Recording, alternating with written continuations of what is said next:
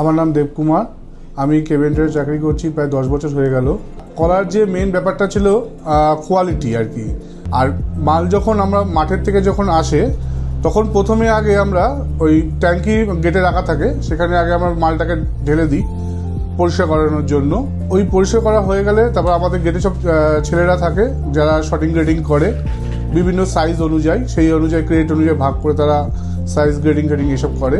তারপরে ওই মালটা যখন গ্রেডিং হয়ে যায় তখন আমাদের চেম্বারে ঢুকে যায়, কুলিং চেম্বারে। এক একটা চেম্বারে কোনোটা 20 টন, কোনোটা 15 টন, কোনোটা 12 টন, এরমভাবে মাল ধরা তার ক্যাপাসিটি থাকে। এই টোটাল সার্কেলটা সিজন ওয়াইজ হয়। যেমন শীতকালে সার্কেলটা 4 দিনের সার্কেল হয়, গরমকালে সার্কেলটা একটু কম হয়, 3 দিনে হয়। কারণটা গরমকালে মাল তাড়াতাড়ি পেকে যায় আর শীতকালে হচ্ছে মাল একটু দেরিতে পাকে, সেই অনুযায়ী সার্কেলটা নির্ভর করে।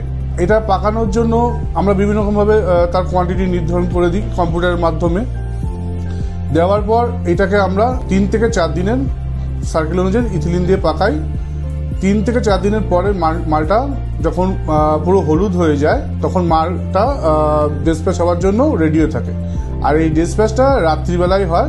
কলাগুলো বা বিভিন্ন রকম ফল যখন গাছে পাকে অ্যাকচুয়াল কিন্তু এগুলো ইথিলিন মাধ্যমেই পাকে, তেমনি আমরাও ইথিলিন দিয়েই পাকাচ্ছি।